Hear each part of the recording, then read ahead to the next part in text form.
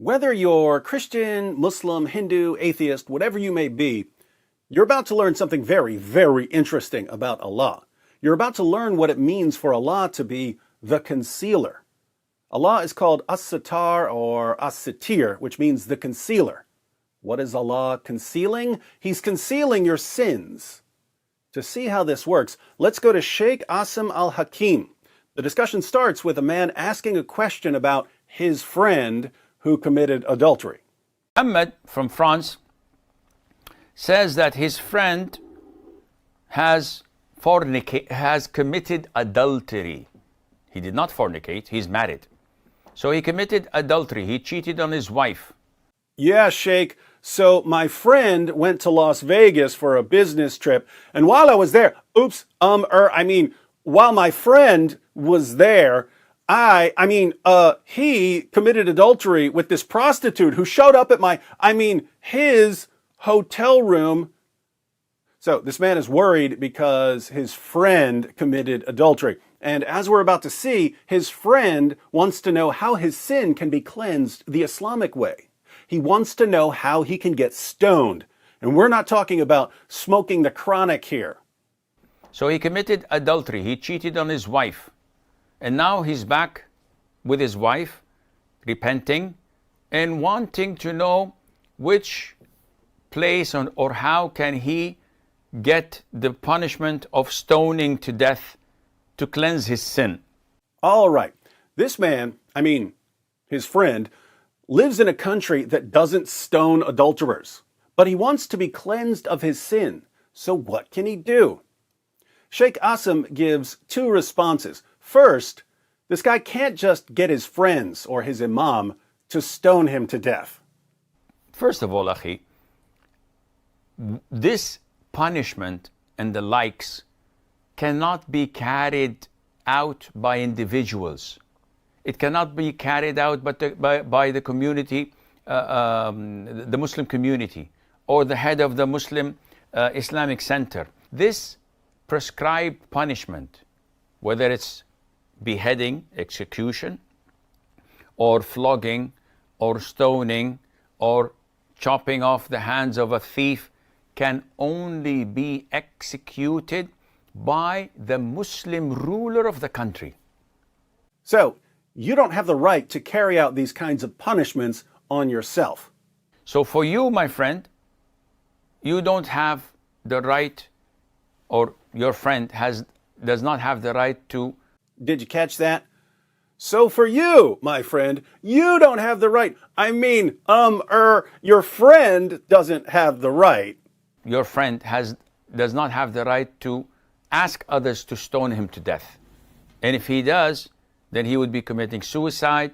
Those who stoned him would be murderers and must be punished according to Islamic law. Second, if you got away with adultery, then Allah helped you get away with it. So just keep quiet about it. So what to do, Sheikh? Akhi, Allah, one of his beautiful names is As-Sittir, the one who conceals. Allah is the concealer of your sins. Get ready for the only concealer you'll ever need. He's the concealer of sins. He's the best of concealers. Who's better than Allah at concealing your sins so that no one knows about them? Now, what if Allah conceals a man's sins, but the man feels guilty about what he's done and he wants to confess? What then? So if Allah concealed your sin, it is a sin for you to go and tell others about it. It's a sin to go to your wife and say, listen, hon, when we were separated, I did this and this and this. Totally haram. Totally sinful. And it's sinful for you to go and expose it to others. So, if you commit adultery and you get away with it, this means that Allah has concealed your sin. And under no circumstances should you ever confess what you've done. It'll be your little secret with Allah. So, what's between you and Allah remains between you and Allah. Ask Allah for forgiveness, and Allah would erase your sins.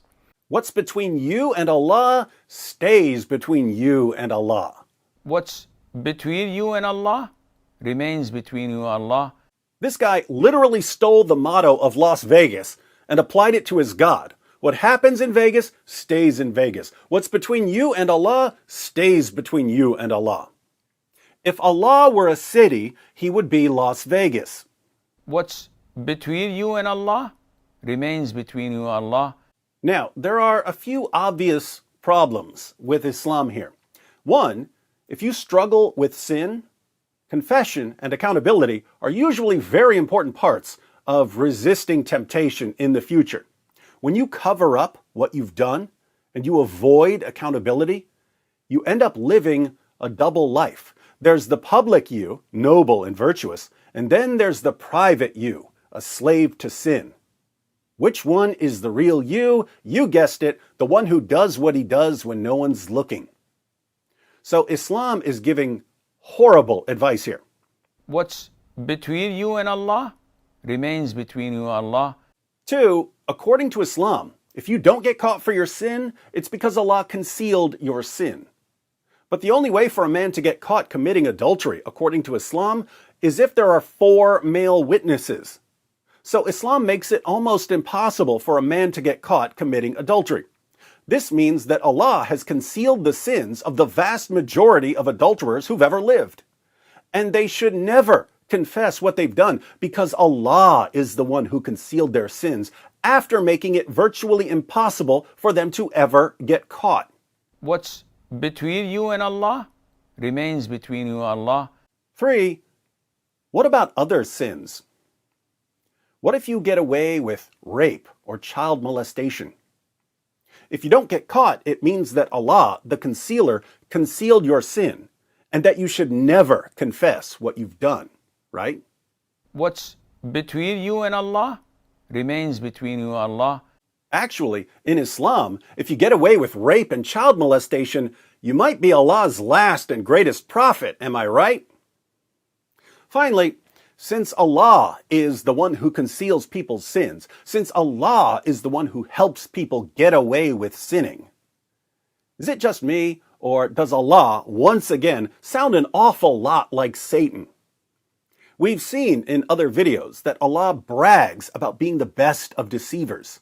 We've seen that Allah wants people to sin and that he threatens to destroy people if they don't sin. And here we find Allah telling people that if they sin, he'll cover up their sin for them so that they never get caught. It's like Satan went into the cave with Muhammad, roughed him up a bit, and claimed to be God in order to create the world's largest false religion. But every now and then, his pride got the better of him, and he just couldn't resist bragging about being Satan. It just backfired on you.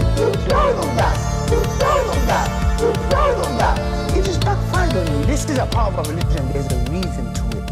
Yeah?